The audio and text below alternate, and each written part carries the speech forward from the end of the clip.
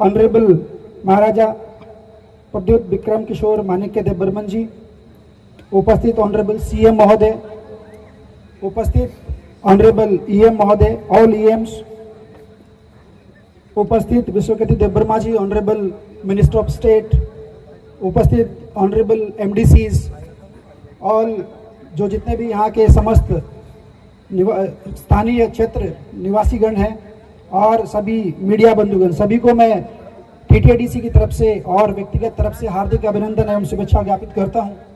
आप सभी को ये बताते हुए मुझे बहुत हर्ष हो रहा है कि टीटीएडीसी के द्वारा हम लोगों ने 2023-24 में इस प्रोजेक्ट को अपने हाथ में लिया था और इस प्रोजेक्ट की जो टोटल कॉस्ट है उसका एक बड़ा परसेंटेज टीटीएडीसी के द्वारा भी दिया गया है और ये जो म्यूजिकल फाउंटेन है इसकी टोटल लागत 11.75 करोड़ है और उसमें से टीटीएडीसी के द्वारा अराउंड 2 करोड़ रुपया दिया गया है। तो सबसे पहले तो मैं टाइमली कंप्लीशन के लिए जितने भी सारे ऑफिशियल्स इसमें एंगेज्ड हैं और इसके अलावा मैं धन्यवाद देना चाहूँगा जो विजनरी लीडरशिप है हमारे ऑनरेबल महाराजा की, कि उनके नेतृत्व में और उनके मार्गदर्शन में हम लोगों ने इतने बड़ी थीम को यहाँ पे सोच पाए और टीटीडीसी के खुमलुंग इको पार्क में हम लोगों ने इतनी बड़ी थीम को एक्चुअलाइज किया है। एक बहुत बड़ी चीज़ है, मैं इसके लिए सभी को बधाई देना चाहूँगा। इसके अलावा मैं आप सभी लोगों को बता देना चाहूँगा कि ये सिर्फ एक एंटरटेनमेंट का ही सोर्स नहीं है, बल्कि यहाँ जितने भी सारे लोग इसको देखने के लिए आज के बाद में आएंगे, इसके थ्रू हम अपनी कल्चर को उनको डिपिक्ट करेंगे और हमारी जो एक बहुत बड़ी लीगेसी त्रिपुरा स्टेट की रही है और यहाँ की जो कल्चर है, बहुत रिच कल्चर है, उसको हम लोग इसके माध्यम से शोकेस करेंगे। आप सभी लोगों को एक चीज़ और मैं बता देना चाहूँगा कि हमारे यहाँ पे जो फाउंटेन आज बन रहा है, फाउंटेन का जो इनॉग्रेशन आज हम लोग कर रहे हैं, ये नॉर्थ ईस्ट में सबसे बड़ा है। तो इस चीज़ को लेके कि हम लोगों ने टीटीएडीसी के द्वारा इतने बड़े प्रोजेक्ट को इतने बड़े स्केल पे हम लोग सोच पाए और इतने कम टाइम में हम लोगों ने इसको कर पाए हैं, ये एक बहुत ही महत्वपूर्ण चीज़ है और आई टेक प्राइड की सभी लोगों ने इसमें सहयोग दिया है और बहुत जल्दी हम लोग इसको काम को कर पाए हैं। इसके अलावा मैं बता दूं कि बहुत सारे प्रोजेक्ट जो कि पब्लिक वेलफेयर के वो अभी चल रहे हैं बनाना है, तो अगरतला के लोग को भी खुमलुंग आकर जो पैसा वो वहां में कमाते हैं खुमलुंग में खर्च करना पड़ेगा। 365 दिन हम लोग गांव में काम करते हैं और जो भी पैसा बचाते हैं हम लोग जाकर अगरतला में खर्च करते हैं। एडीसी का पैसा अगरतला जाता है और पैसा एडीसी से अगरतला में खर्च होता है। अगर हमको अपना इकोनॉमिक कंडीशन बढ़ाना है तो जो लोग बाहर में भी है उनको यहाँ में आना चाहिए और यहाँ में आकर अपना जो पूरा साल पैसा कमाते हैं यहाँ में भी खर्च होना चाहिए, तब एडीसी का इकोनॉमिक डेवलपमेंट होगा। ये जो वाटर फाउंटेन है, मुझे बताया गया है कि ये नॉर्थ ईस्ट में सबसे बड़ा वाटर फाउंटेन है और अगर ये वाटर फाउंटेन देखने के लिए लोग बाहर से आएंगे तो टूरिज्म हेल्प होगा, डेवलप होगा और हमारे जो इतिहास है, हमारा जो कल्चर है, वो भी हम ये फाउंटेन और म्यूजिक शो के थ्रू दिखाना चाहते हैं।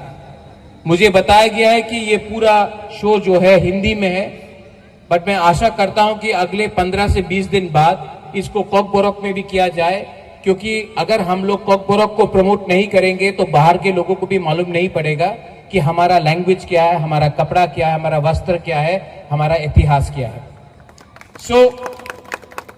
ये बहुत इंपॉर्टेंट चीज है। मैं एक दरख्वास्त करना चाहता हूं, रिक्वेस्ट करना चाहता हूं अंगबिसी कॉक्साकला, हमारे सीओ साहब यहां में हैं। सीओ साहब, अभी प्रोग्राम के पहले आपने देखा होगा कि हमने इतने वीआईपी को मंच में बुलाया है। मैं चाहता हूं कि ये वीआईपी कल्चर खत्म हो, कोई बुरा मत माने, लेकिन ये वीआईपी कल्चर को खत्म होना चाहिए। मंच में इतना लोगों को बैठाकर कुछ फायदा नहीं है। जब जो लोग गाना गा रहे थे वो लोग यहां में गा रहे थे, इनको यहां से गाना चाहिए था। तो मेरा एक रिक्वेस्ट है सीओ साहब कि नेक्स्ट टाइम कोई भी प्रोग्राम हो, सामने में सोफा सेट रख दीजिए, हम लोग सब सामने बैठेंगे। स्टेज में सिर्फ कलाकार लोगों को गाना गाना चाहिए, म्यूजिशियन लोगों को गाना गाना चाहिए, और ये वीआईपी लोगों के लिए बैठकर, वरना हमको भी डांस करना पड़ेगा, हमको भी गाना पड़ेगा, वरना हमारा यहाँ में कोई रोल नहीं है। तो ये वीआईपी कल्चर को खत्म करके हम लोग ये एक अगर नया सिस्टम खोले तो कुछ अच्छा होगा। मुझे अच्छा नहीं लगता है कि म्यूजिशियन यहाँ में है और हम लोग यहाँ में बैठे हैं। म्यूजिशियन, कलाकार, डांसर्स का रोल यहाँ में है और हम लोगों का काम वहां में है। तो ये मेरा रिक्वेस्ट है कि ये अगर नेक्स्ट टाइम से ये किया जाए तो अच्छा रहेगा। लास्ट में अगर खुमुलुंग को डेवलप होना है तो यहाँ में अभी सिनेमा हॉल आया है, हम लोग यहाँ में एक स्किल सेंटर बना रहे हैं।